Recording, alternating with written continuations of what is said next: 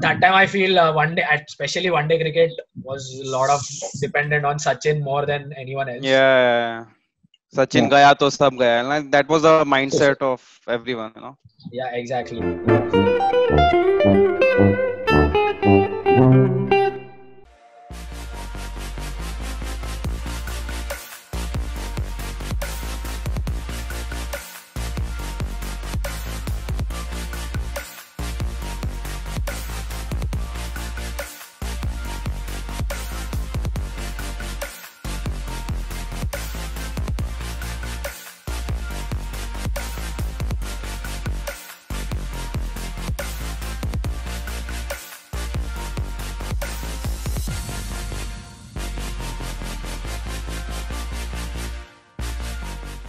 Who is your favorite non-Indian cricketer? Yeah. Brian Lara. Okay, Brian Lara. Nice. Shashank, what is your answer? Adam Gilchrist. Adam Gilchrist, left-handers, both of them. Tanmay? Sangakkara. Kumar Sangakkara. Kumar Sangakkara. Okay, so all left-handers. Interesting choice, interesting choice. I know why. What specific thing you like about them? Brian Lara, because of his style, you know, like the way he bats, his backlift, and the way this in the like the era that he played, he used to score like really fast and dominated all the bowlers during that era. Fair enough, fair enough. Shashank? Gilchrist because of his swashbuckling batting. So I think he changed the perception for the wicket keepers.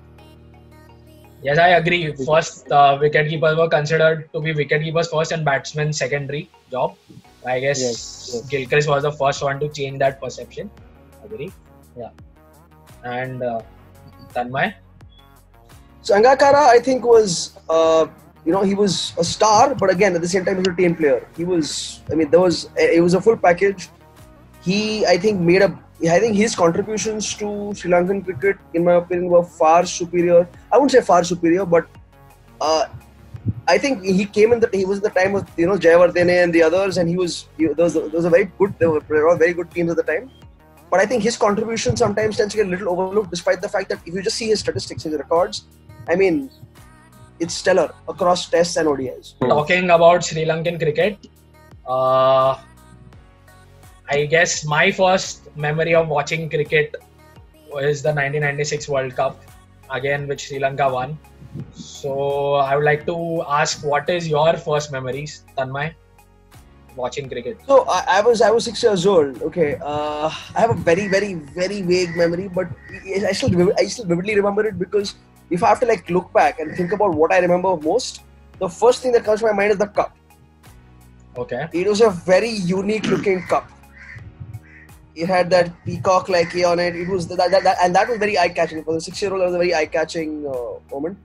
And I think in general, I of course I only played cricket in the compound before that, but didn't know much about run rates and etc. etc. I didn't even know back then that this was how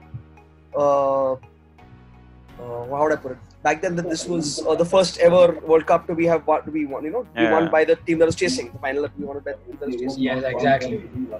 But one thing that really struck out, I think for me, the all-round performance. This was my first time I was looking at an all-round performance that just basically stood out. De Silva, basically the century and 3 wickets. The guy basically was the top scorer and the top run getter, top wicket taker, which I think is a rare, So basically, I feel that you were inspired by the Sri Lankan team first and the stuff they did rather than the Indian team. Specifically, Arvind De Silva. Memories point of view, yes. I don't have too many memories of watching the Indian team a lot. Of course, some matches here and there, but not as much. The final really had a memory. We'll come back to the 96 World Cup. Shashank, your memories? Again, 96 World Cup? Yeah, 96 World Cup, yes. I think the semi-final between India and Sri Lanka, people throwing all the things, bottles and everything, and the game got stopped. And seeing Vinod Kamble crying. And I think also the fight between Amir Sohail and Venkatesh Prasad. Venkatesh Prasad, That was semi-final? India Sri Lanka semi-final. Eden Gardens. Huh. We are 120 for 8. So one question for you guys: do you think Kamli would have chased the score? No. No. I think the thing was that till the time Sachin was playing, we were around I think 90 for one. Yeah. Till the time Sachin was The playing. collapse happened And after then yeah. I remember Jayasuriya, I think, picking Jadeja behind his legs, I guess. Yes. Vivid memory. Yeah. But 120 for 8.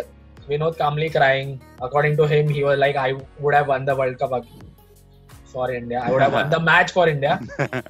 But 8 down, chasing 130 more. Not possible, guys. Impossible. Or losing I miracles. don't know if we've had anybody batting that low down the order and turning it around. Maybe Mohammad Kaif, but I don't think even we were 8 down in the NatWest final. So even Mohammad Kaif, I think, would not be able to turn around something after 8 down. So, I think that was I don't- Vinod Kamli from the world. Exactly. So I mean, Yeah. I don't know whether we have had anybody who would be able to turn around something after 8 down. So another vivid memory which stands out from the World Cup is, as Shashank rightly mentioned, Venkatesh Prasad and Amir Sohail's banter. Famous one. Yes, super famous one. Yeah. So Amazing. any memories for that? Did you guys watch that match, or replays and the media hype after the World Cup was your first memory No, of that? Replays. I think I remember watching Replays it, only. I've not but watched. but there's no vivid. My memory is not very vivid of that match. Exactly. I also don't remember if I'd watched that live or not. So basically, the media hype around that incident has Yeah. made that incident much memorable for us. True. Okay. Yes. So 1996 World Cup, another big change that happened. 1996 World Cup was Sana How Jayasuriya the- opening. yes, exactly. Sanat Jayasuriya and Romesh Kaluvitarna changed the game entirely. Mind blowing. Yeah. First 15 overs, It the was scores high- were first 15 overs. The scores used to be like 50, 60 runs. Before that, but Correct. they scored like more than 100 in like 2-3 matches of the tournament. Even in semi-finals It is- against us, Yeah. they scored more than I think 80. they used the fielding restrictions of the time very well. They were one of the first to actually Yes. use fielding restrictions very well. Yeah. Exactly. Yeah. Yes. So we tend not to give a lot of credit to their strategy and team management, but Rana Tunga's decision going into the World Cup, a big decision. What do you guys think? Shashank, your opinion on this? To go in with Sanat and Kalu. Yeah, Yeah. Brave It was a one, big I mean. decision. Brave one, yeah. I think it changed their attitude towards the game. I think also. I think because of the opening Very true. partnerships, they were more positive, and they could win so many games. And they had a good middle order also. So which could lead that opening partnership. so following up with this question, Karan, what do you think? Start like that. Do you think the bowlers are put under pressure and they are behind from the game immediately, and that was not heard of? So Of course. maybe the bowlers couldn't react much to the pressure. Was that, according to you, the criteria?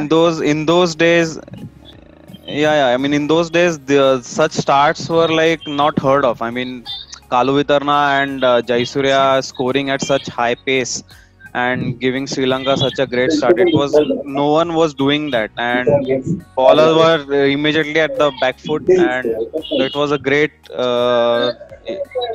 thing to happen to cricket. So moving away, Karan, what was your first big memory of watching cricket?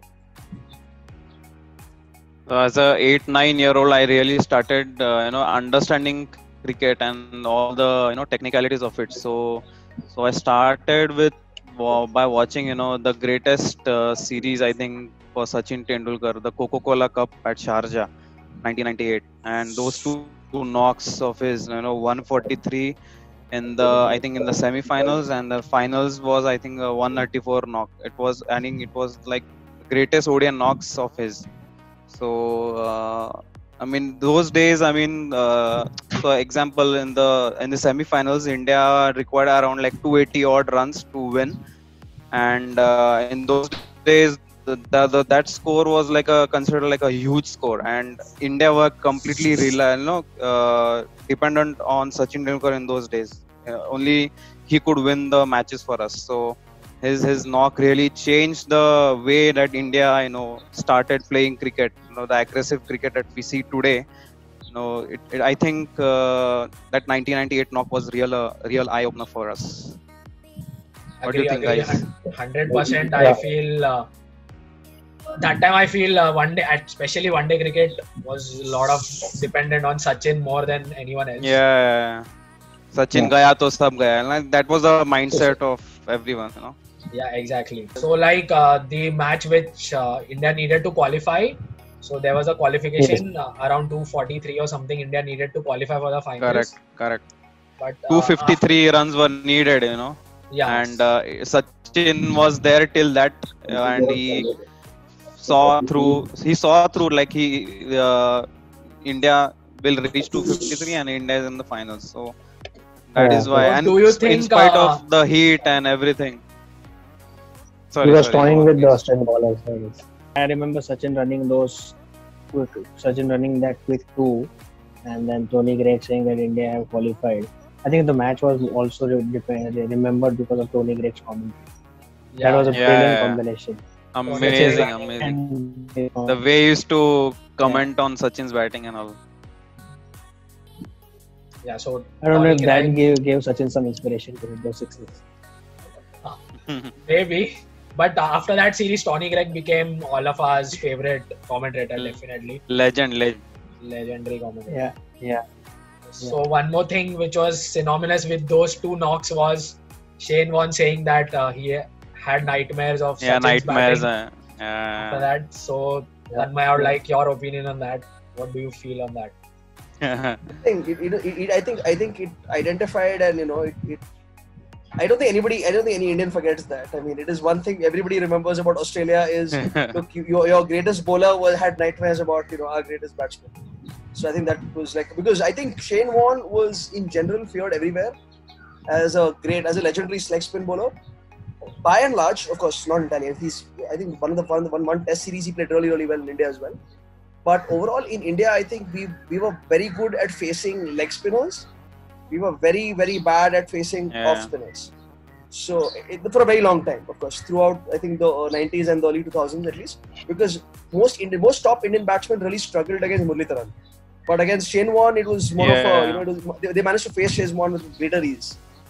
So that's what I remember about that. How it was an iconic day for us. I mean,